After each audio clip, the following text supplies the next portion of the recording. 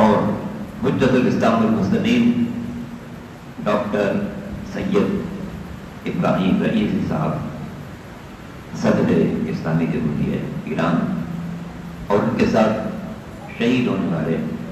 وزیر خارجہ عبداللہ جان، ایک اور عالم دین آل ہاشم، اور وہ تمام حضرات جو ان کے ساتھ اس حادثے میں شہید ہوئے، ان سب کے لیے الفاتحہ۔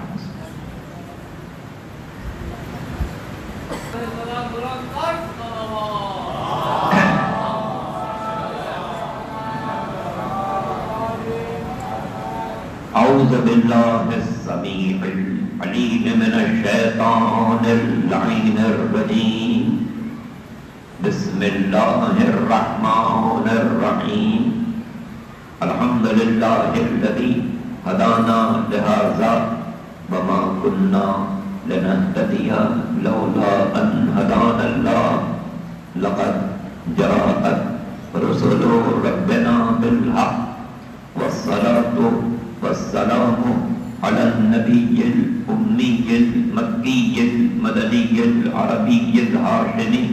سيدنا ونبينا أبي القاسم محمد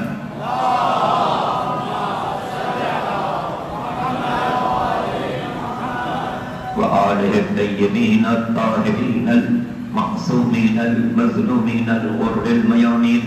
الذين أذهب الله عنهم الرجس وطهرهم تطهيرا۔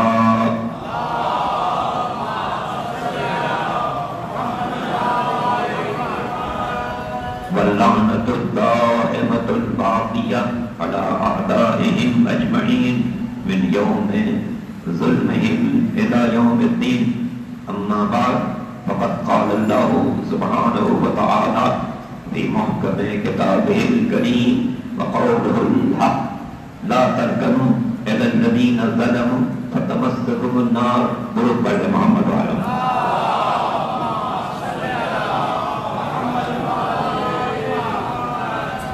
حاضر گرامی قدر، آپ حضرات کافی دیر سے تشریف فرما ہیں،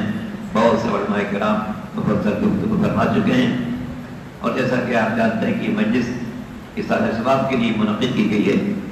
ڈاکٹر سید ابراہیم رئیسی صاحب جو صدر ایران تھے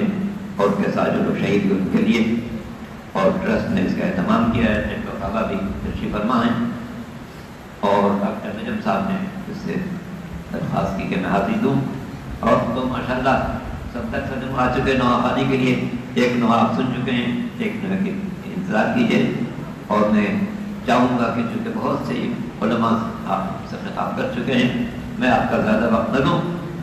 صرف اس لیے کہ آپ کی زحمتوں میں اضافہ نہ کرو۔ درود پڑھیں محمد وعلى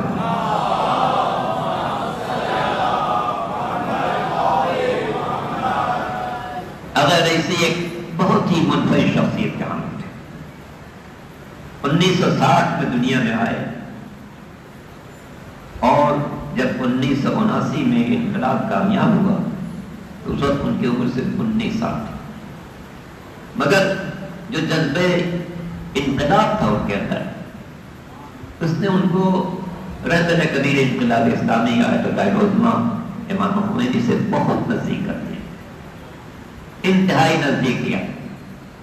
اور اس وقت سے ان کے ذہن میں وہ فرمان رہا جو مولا کائنات امیر المومنین نبی کاظم علیہ السلام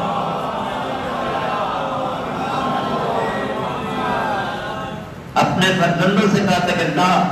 کونا للظالم خصما وللمظلوم عونا۔ دیکھو، ظالم کے مخالف رہنا، مظلوم کے مددگار رہنا۔ آپ کے سامنے ہے ابھی بہت دن نہیں ہوئے، جب وہ شاید 1 مہینہ بھی نہیں گزرا جو پاکستان کے دورے پر آئے تھے، اور میں سمجھتا کہ یہ ان کی زندگی کا آخری دورہ تھا جو انہوں نے کسی ملک کا کیا ہے۔ یہ پاکستان کو یہ شرف ملا کہ وہ اتنے عظیم عالم، اتنے عظیم مدبر اور اتنے عظیم مجاہد کا استقبال آپ لوگوں نے اسلام آباد میں، لاہور میں، پھر کراچی میں کیا۔ کراچی میں ہم لوگوں نے ان کی پیچھے نماز بھی پڑھی، اور انہوں نے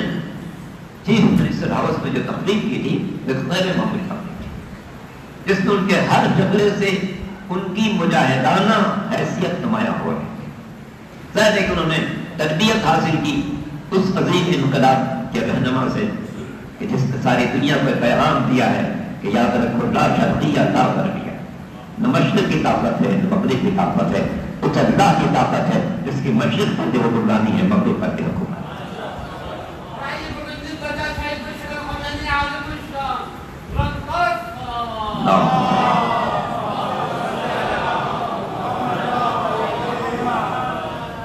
تو اگر ایسی ایک حقیقت یہ ہے کہ عالم اسلام کے مدبر رہنما انتہائی بلند مرتبہ عالم دین اور انتہائی جذبے صادق رکھنے والے مجاہد 1979 سے یعنی آج سے 45 برس پہلے انہیں اسلام نے قدم رکھا اور آخر وقت تک اس میں مصروف تھے۔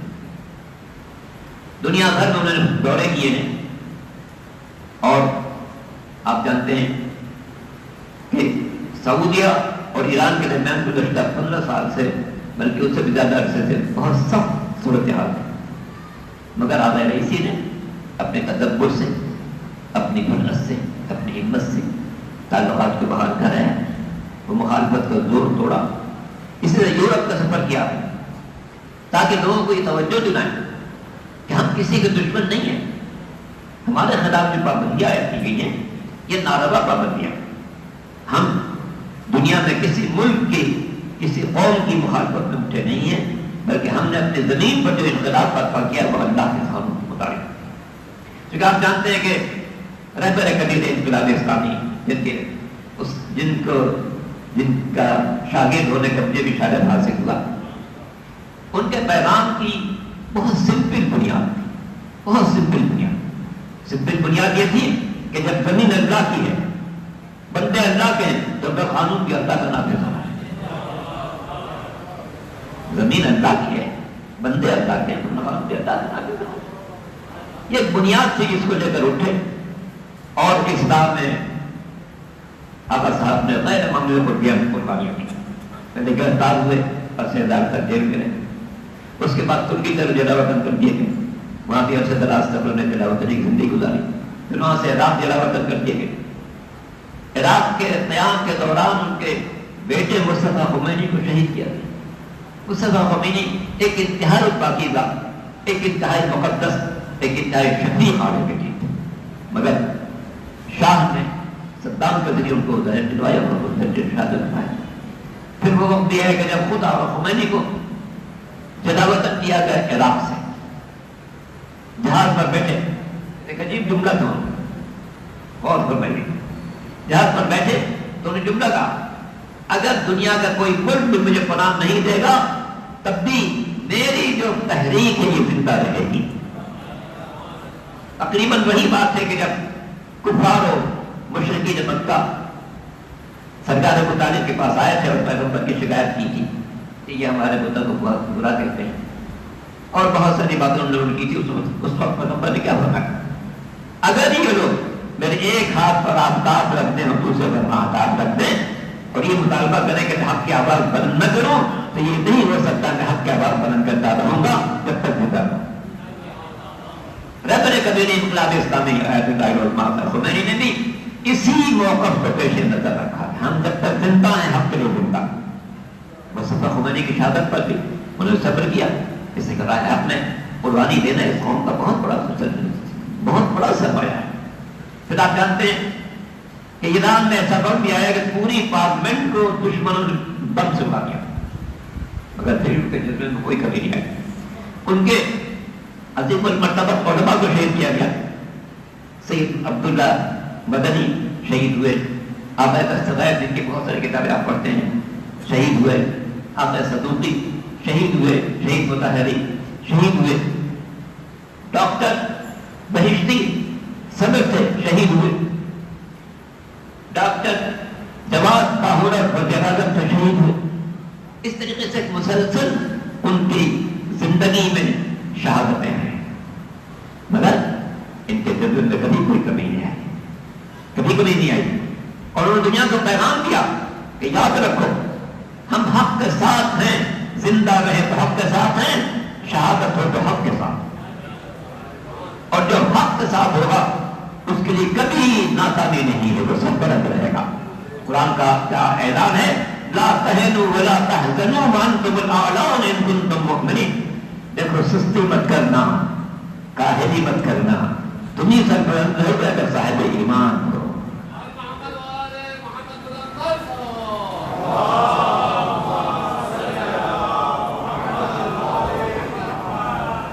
آقا ابراہیم علیہ السلام مکتب امام خمینی کے عظیم شاگرد اور انقلاب کے عظیم رہنما، انہوں نے دنیا کے مختلف ممالک کا سفر کیا تاکہ بندگان خدا کو پیغام دے وحدت کا، پیغام دے اتحاد کا، پیغام دے باہمی خلفشات سے دور ہونے کا، پیغام دے مظلوموں کی حمایت کا۔ یہاں پر بھی لوگوں نے چیف منسٹر ہاؤس میں تقریر کی تھی، اس کا بیشتر حصہ مظلوموں کی حمایت سے متعلق تھا، اور پوری زندگی اسی مشن پر رہے۔ اور آپ دیکھ رہے ہیں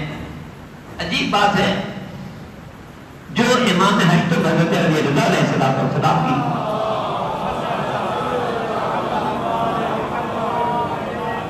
خاص تاریخ اس مہینے میں 11 ذی الحجہ ہے، چونکہ آقا ابراہیم علیہ السلام کا وطن بھی مشہد مقدس، ایسا لگتا ہے کہ امام کی ولادت کا جشن منانے کے لیے آقا علیہ السلام خود ان کی خدمت میں حاضر ہو گئے، ان کی خدمت میں حاضر ہو گئے۔ اور آج آپ نے دیکھا کہ ان کے جنازے کی تشریح غیر معمولی،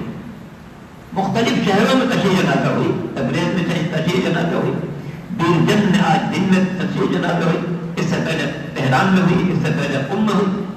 جہاں جہاں تشریح ہوئی ہے لاکھوں افراد امڑ کر جنازے میں شرکت کر رہے ہیں۔ کیوں نہ ہو؟ اس لیے کہ یہ ایک مرد مجاہد کا جنازہ تھا، ایک ایسے انسان کا جنازہ تھا جس نے ساری زندگی مظلوموں کی حمایت میں بسر کی ہے۔ عزیزان محترم، زیادہ وقت نہ دوں، جنازے کے مناظر آپ نے سب نے دیکھے ہوں گے۔ جب میں کل پرسوں دونوں دن اور آج بھی کے جنازے کے ساتھ چلتے ہوئے سیلاب کو دیکھ رہا تھا، ایک مٹا ہوا سیلاب تھا، تہران کا جنازہ ہو تو، بیرجن کا جنازہ ہو تو، قم کا جنازہ ہو تو، تبریز کا جنازہ ہو تو، آج مشہد مقدس، انسانوں کا ایک سیلاب نظر آ رہا تھا۔ اور اس وقت بہن ایک بات یاد آ رہی تھی، یہ عظیم المرتبہ مجاہد حسین کا غلام تھا، حسین کا عاشق تھا، حسین کا چاہنے والا تھا۔ اس حسین کے عاشق کے جنازے میں لاکھوں انسان نظر آ رہے تھے، مگر جس حسین کا یہ خادم تھا، جس حسین کی اولاد تھا، جس کے حسین کے مشن کو زندہ کرنے والا تھا، جس حسین کے پیغام کو دنیا میں عام کرنے والا تھا، اس حسین کا جنازہ کربلا کی سرزمین پر اللہ اکبر۔ آج آپ نے دیکھا ہوگا بہت سے لوگوں نے کہ جنازے کے ساتھ کتنے احترام کے ساتھ پوچھ کرتے ہوئے تھے، کتنے احترام کے ساتھ چلتے ہوئے تھے، ماتم بھی ہو رہا تھا، سینہ تنی بھی ہو رہی تھی، نوحہ بھی ہو رہا تھا، قرآن کی تلاوت بھی ہو رہی تھی، بڑے احترام کے ساتھ جنازے کو لے جایا جا رہا تھا۔ اس لیے کہ سرکار دو عالم کا فرمان بھی ہے کہ جنازے کو لے کے چلے ہوئے احترام کے ساتھ لے کر چلو، دیکھو اسے ٹھوکر نہ لگنے پائے، اسے منقذ نہ پہنچنے پائے، اسی کو بے احترامی نہ ہونے پائے۔ مگر جس پیغمبر نے قوم کو حکم دیا تھا کہ دیکھو جنازے کو ٹھوکر کے نہ لگنے پائے، جنازے کو انقدر بھی نہ پہنچنے پائے، جنازے کے احترام کے خلاف کوئی بات نہ ہونے پائے، اس پیغمبر کا نواسا کربلا کی زمین پر لاشا پڑا ہوا ہے، دشمن کے گھوڑوں کے ٹانگوں سے پامال کیا جا رہا ہے۔ زیارت ناہیہ میں امام زمانہ فرماتے ہیں، ابھی آپ کو حسن گفتگو امام کے بارے میں سماعت فرماتے ہوئے، زیارت ناہیہ میں امام فرماتے ہیں میرا سلام ہو اس سر پر جنوں کے نیزہ پر بلند کیا گیا ہے، میرا سلام ہو اس گلوے نازی پر جس پر کن خنجر چل رہا تھا، میرا سلام ہو اس جسم مبارک پر جسے گھوڑوں کے ٹانگوں سے پامال کیا جا رہا ہے۔ کیا عالم ہوگا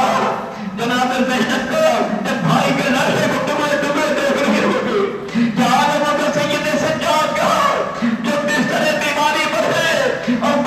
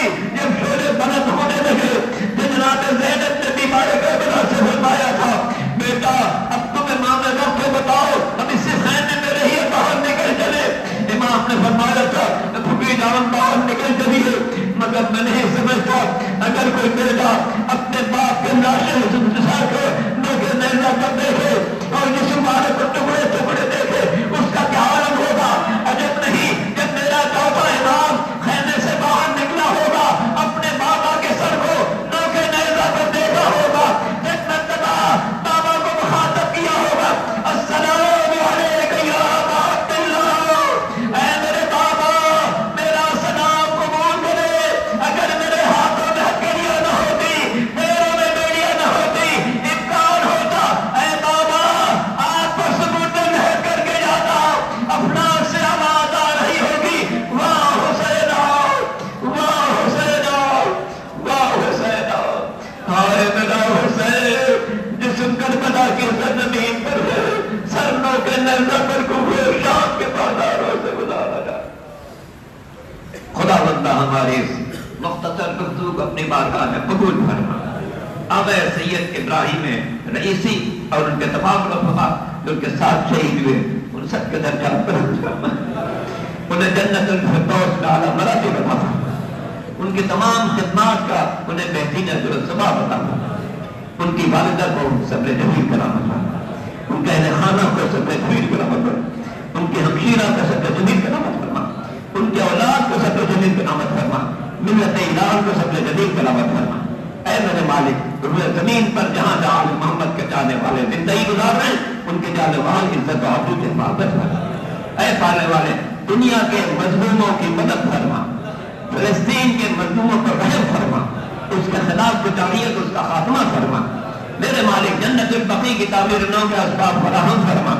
تمام مقدس مزارات کی حفاظت فرما، ہمیں ان کی زیارت کا شرف عطا فرما، روز قیامت محمد و آل محمد کی شفاعت ہم سب کو نصیب فرما۔ ربنا تقبل منا انك انت السميع العليم برحمتك يا ارحم الراحمين۔ ماتم